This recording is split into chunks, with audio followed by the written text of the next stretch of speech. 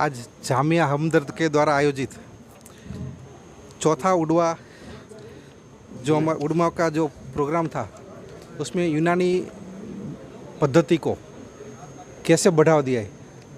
As a vada प्रधान मोदी जी सबका साथ सबका विकास में एक नारा दिया है, तो हमारा आयुष का ये यूनानी सिस्टम है वो भी कैसे पीछे रहे, उसको भी आगे बढ़ावा के लिए आज एक बहुत अच्छे सा प्रोग्राम का हमने यहाँ आयोजन किया है। उसमें साथ मैन्युफैक्चर भी काफ़ी है, टीचर्स भी है, स्टूडेंट भी है और काफ़ी यूनानी से रिश्ते रखने वाले काफ़ी लोग आज ये कॉन्फ्रेंस में हाजिर है।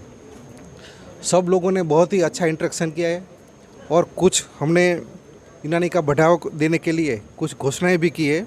उसमें 2 state art laboratories at RRIUM Srinagar and NRIUMSD Hyderabad pre clinical studies के लिए हमने acute and sub acute toxicology study के लिए परमिशन दिया है। दूसरा ही ऐसा drug testing laboratory for analysis of ASU drugs at RRIUM Chennai and DSRI Ghaziabad 2 जगह दिया है। ऐसे ही प्री क्लिनिकल ट्रायल के लिए हमने और 45 फैसिलिटी CCRUM इंडस्ट्री को पार्टनर बना के इन लोगों को भी फैसिलिटी करें। ऐसे काफ़ी कुछ हम सब यूनानी के लिए हम करने जा रहे हैं, क्योंकि ये हमारा सब परंपरागत मेडिसिन है, तो वो लेस साइड इफ़ेक्ट भी है और चीप भी है, तो उसका हम बढ़ावा देने के लिए आज का ये प्रोग्राम है हमने आयोजन किया है। अभी तक क्या किया गया है यूनानी के लिए, जिस तरीके से यूनानी मेडिसिन की शक्ल बदलने की बात कही जाती थी? अभी तक हमने यूनानी में के जो ड्रग्स है उसको ऑफिशियली ऑथेंटिकल करने के लिए उसका ड्रग कैसे, उसका डोज क्या है और कौन से सिम्टम्स में दिया जाए, उसके बारे में काफ़ी रिसर्च भी हुआ है और आगे भी हम उसका रिसर्च बढ़ावा दे रहे हैं। हम सब आप क्या कहेंगे आज इस प्रोग्राम? मैं शुक्रिया अदा करना चाहूँगा मिनिस्टर ऑफ स्टेट को, सेक्रेटरी को, आयुष मिनिस्ट्री को, जिन्होंने पूरा पार्टिसिपेशन किया, government of NCT of Delhi को, जो डायरेक्टरेट ऑफ आयुष की रिप्रेजेंटेशन है इस पूरे इवेंट से यकीनन जो यूनानी सेक्टर है उसको ग्रोथ मिलेगा। Thank you so much. Thank you. देखिए, हमारा जो हर साल हम उड़मा डे प्रोग्राम बनाते हैं और इस बार पहली दफ़ा ऐसा हुआ है कि मिनिस्टर और सेक्रेटरी इस प्रोग्राम में आए हैं और किसी भी प्राइवेट फंक्शन में ये आए हैं, पहली दफ़ा आए हैं। और मेन यही है कि मिनिस्ट्री को ये बताना कि हाँ जी, आयुष भी एक इम्पॉर्टेंट पार्ट है और वो इसको ख़ास तौर से इस बार यूनानी को भी वो प्रमोट कर रहे हैं। मिनिस्ट्री नई शक्ल देने की बात कही जा रही थी, उस पर जो है अब तक क्या काम जारी हुआ है? देखिए, नई शक्ल यूनानी को दे रही है कि भाई हम इसको थोड़ा सा मॉडर्नाइज़ करें। जो ट्रेडिशनल ख़मीरे हैं उसको शुगर फ्री की भी हमारी डिमांड है मिनिस्ट्री से, CCRUM से, कि हमें परमिशन दे कि हम जेनरिक को शुगर फ्री करें, क्योंकि आजकल आप देख रहे हैं कि तकरीबन 1/3 जो लोग जो हैं वो डायबिटीज़ का मरीज़ हैं। तो वो नई शक्ल के तौर पे यूनानी अब आगे हम सोच रहे हैं कि हम इसको शुगर फ्री फॉर्मुलेशंस लाएं। उड़मा का बुनियादी जो मकसद था उसको लेकर क्या कुछ काम किया जाए? देखिए, उड़मा का मेन फंक्शन था कि हम अपने जो मेंबर्स हैं या जो यूनानी इंडस्ट्री है वो सब तितर बितर थी।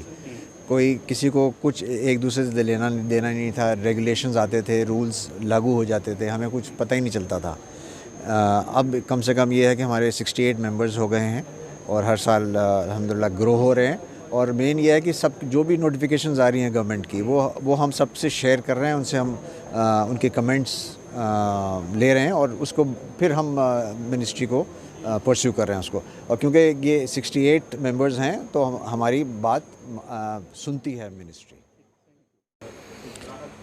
उड़मा का मतलब है यूनानी ड्रग मैन्युफैक्चरर एसोसिएशन, जिसका मकसद है यूनानी को प्रोपेगेट करना और अच्छी क्वालिटी के ड्रग्स को मैन्युफैक्चर करना, जिसको आप समझते हैं GMP के नाम से, गुड मैन्युफैक्चरिंग प्रैक्टिसेस का नाम जिसको दिया जाता है।